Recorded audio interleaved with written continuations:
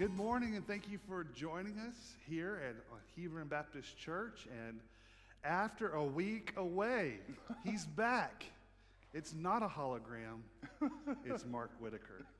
Mark, glad to have you back. It's good to be back. It's good to be back. Oh, wow, I'm really loud. That's not what I meant to do. It's good to be back. You'll notice today I'm wearing, I'm being more particular about wearing face masks. And you'll also notice we're sitting farther apart than we usually do.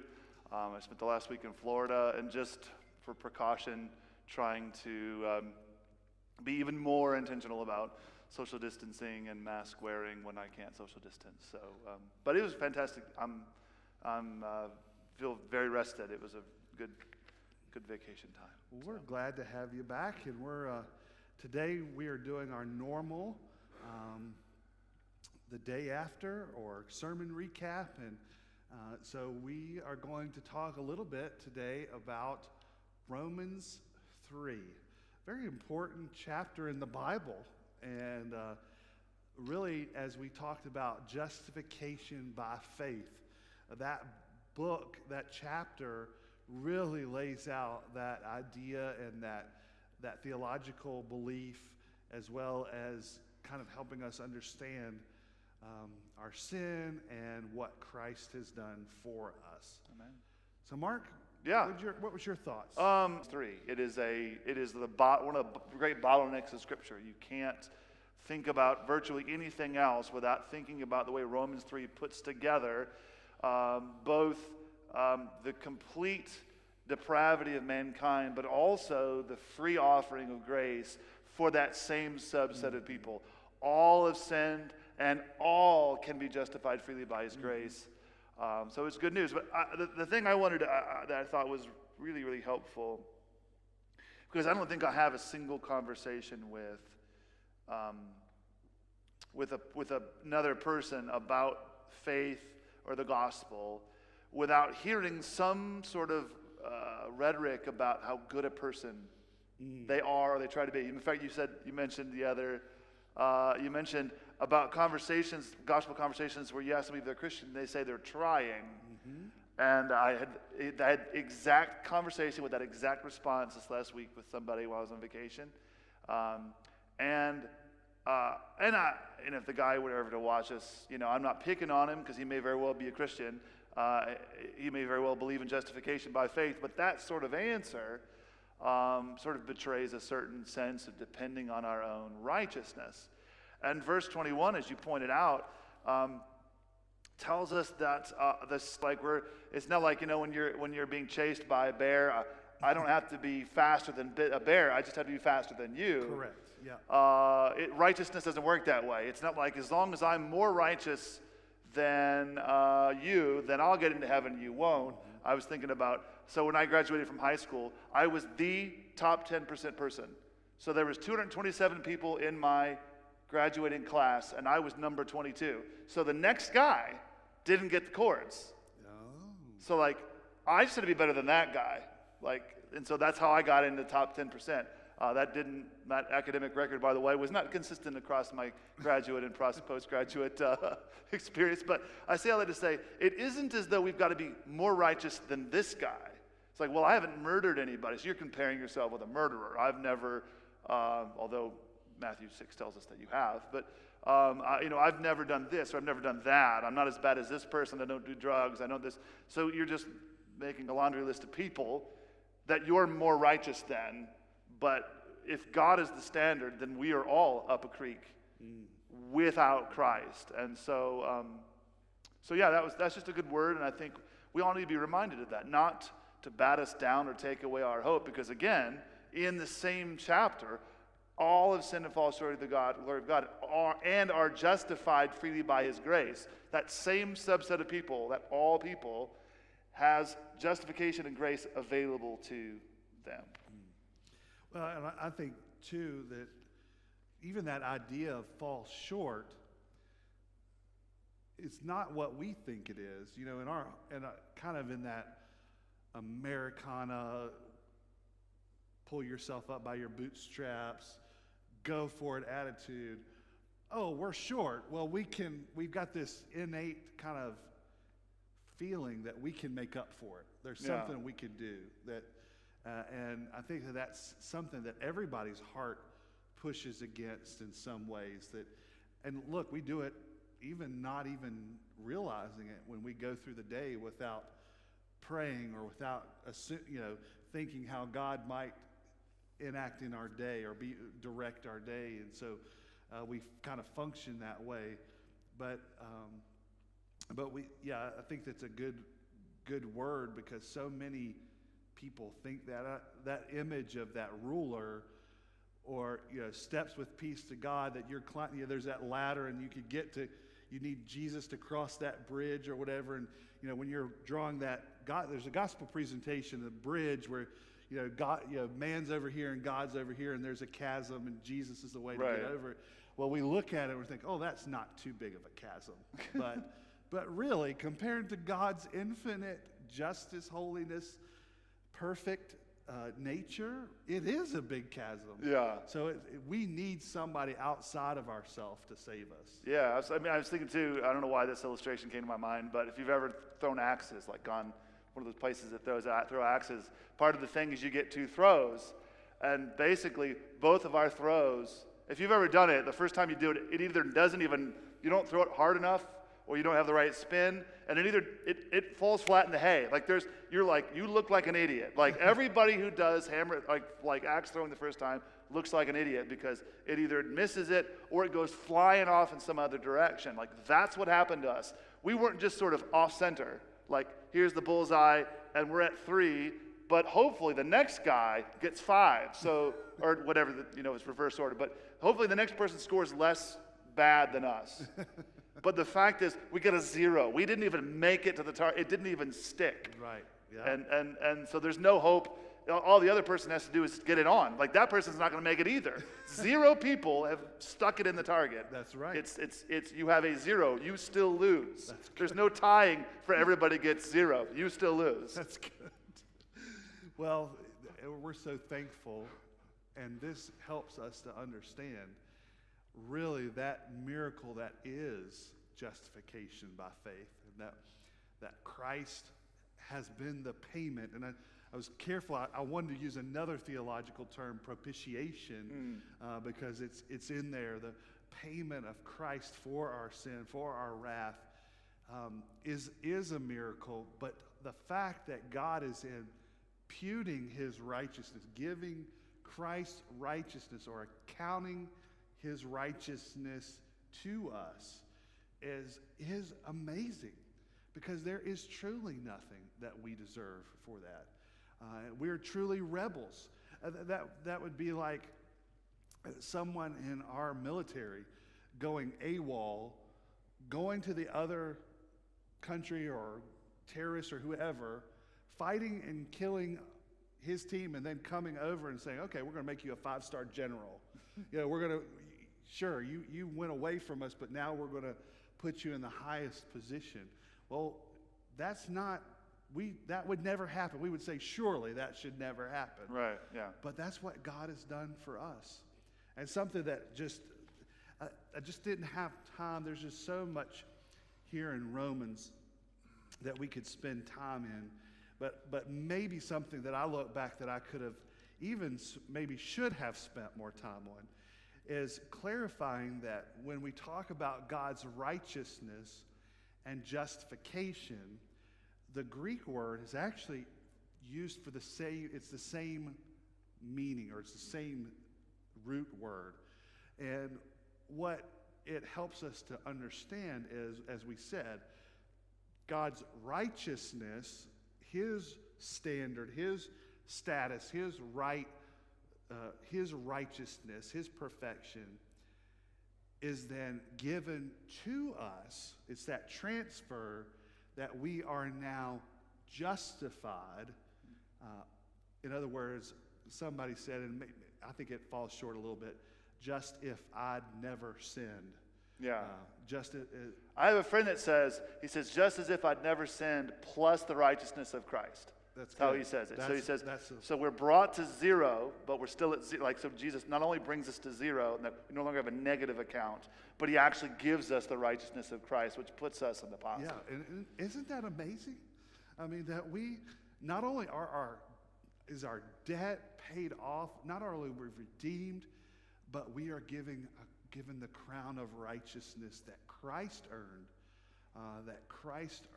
on the cross. And I mean, what he has done now is credited to us, so that whatever we've done, God doesn't look at that. And that's why that we have to guard ourselves in this whole kind of two ditches, works-based. We think that the gospel is Jesus plus something else. But the gospel is no, it's Jesus plus nothing. It's just what Christ has done.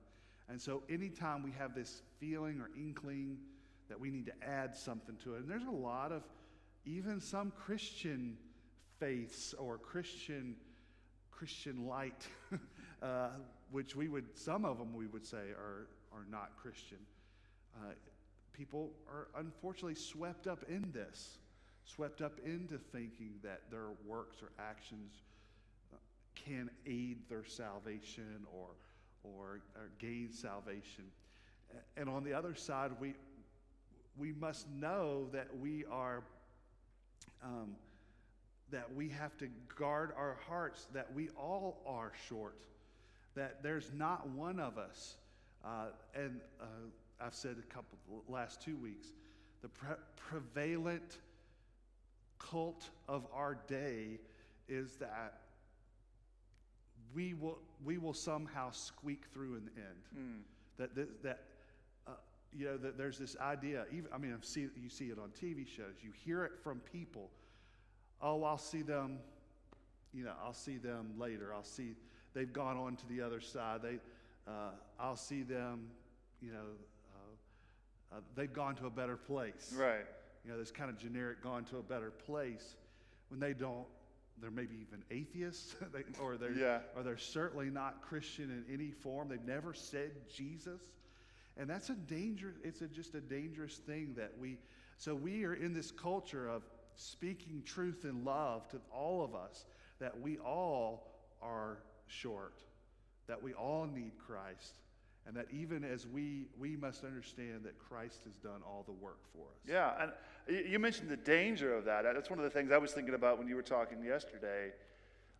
One of the dangers of what you might consider a traditional Roman Catholic view of, they would say, it's not imputation, they would call it, I forget the technical term for it, but the idea that Christ makes you actually righteous. Instead of what we would say imputation. This is the doctrine that was sort of brought to the fore during the Reformation, that we are called righteousness, as Romans 3 tells us, that it is counted to us as righteousness. That doesn't actually make us righteous, because if the work of Christ actually makes us righteous, and we begin to do things that seem unrighteous, then we lose all assurance that we've actually been saved. The moment that we sin post-conversion, that means, maybe we weren't converted in the first place. Now, I would say a habit of sinning certainly indicates a lack of conversion, but we don't need to lose our assurance when we make a mistake, because our salvation was never based on our merit to begin with. Our righteousness is not ours. And the good news of that, I think I mentioned that Sunday morning, is that because our righteousness is Christ's, he never changes.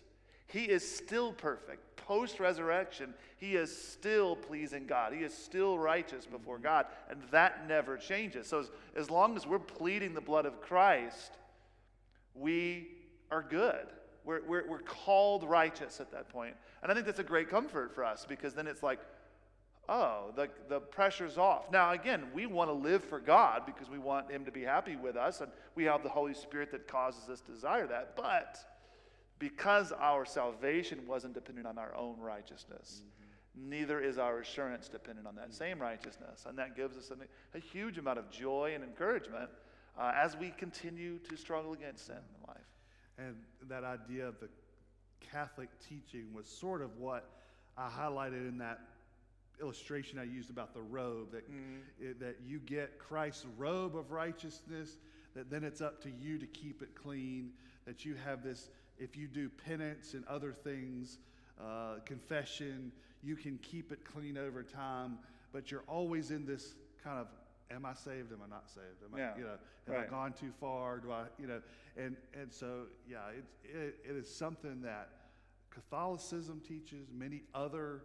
When I talk to my Muslim friends, I had the same experience where they say, I say, do you believe that you'll experience paradise? For sure. And they're like, well, no one can know that because you never know if you've done the pillars correctly. Mm-hmm. And so, again, that's sort of inroad there for the gospel to say, hey, look, I know that I'm going to heaven, and it's not because of my good works. It's because the righteousness that has been given to me by faith in Jesus Christ. Well, and this is something we say in our new members class when we talk about the gospel. We clarify this, is the thing that makes the difference of the gospel more than any other religion is that we are both saved for a future hope, but we have a very present now assurance that we have that gift that Christ has redeemed us.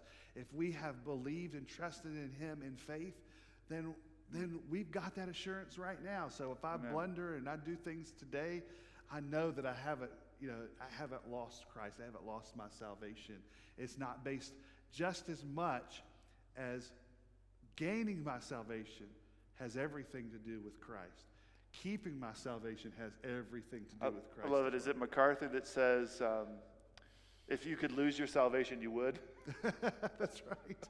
That's right. Oh, well, we are thankful for this doctrine of justification by faith. We're thankful for this passage, inerrant word that God teaches us about him. Maybe you're at home and you've been struggling and wondering about salvation, about religions, about Christianity. How do you get peace? Well, we would say that you get peace through Jesus Christ and what he's done on the cross. And if you have any questions about that, please reach out to us. Go to our website, HebronBaptist.org. Scroll down our main page is help, prayer, help, and hope. Go to the hope section, watch the video, or both and reach out to us. We would love to talk to you more about how you can place your trust in Christ. And maybe you've been joining us digitally. We know many people have, but maybe you'd like to join with us in person. We're doing in person now. We've had some guests. We've had many of our members starting to come back. So, Mark, how can they join us in person? If you're not already getting our emails about reservations that go live on Wednesday mornings, you can email us at reservations@HebronBaptist.org. And you can get connected with us to get your reservations. Again, having to reserve a seat on Sunday at church is stupid. I hate it. Everybody hates it. It's not supposed to be this way, but for now it has to be so that we can prepare our building for those that come. We're not going to be turning people away. We just want the room to be prepared with the proper social distancing and all that. So let me encourage you, if you're not on the list already, email reservations@HebronBaptist.org. Also, if any changes happen between now and Sunday, all the way up till 5 minutes before service, and you start to feel sick, and you're already in the parking lot. You're already in the parking lot. You're starting to feel sick. Shoot us a quick email at reservations@HebronBaptist.org and turn around and go home. But up to the last minute, we would love communication if you're going to be here, because that helps us to know if you're not going to be here that we can give your seat to somebody else. Yeah, and I'm so glad he said that, because we have had some guests come and just show up not knowing they needed reservations. And if you know you're not coming and you've reserved something, that helps us to say, okay, well, we've got a spot for somebody. We're not holding it for another family. And so we just encourage you to do that. Communicate, and you will get that link Wednesday morning, 9 a.m. Go ahead and reserve early in the week. That would help us out tremendously. They go live on Fridays at 9 a.m., so other people join in after that. So we want you to get reserved to join us Sunday morning at 10:30, either in person or live. Or live stream. Thank you for joining us this morning. Thank you for talking through Romans 3, and we hope you have a blessed day. Amen.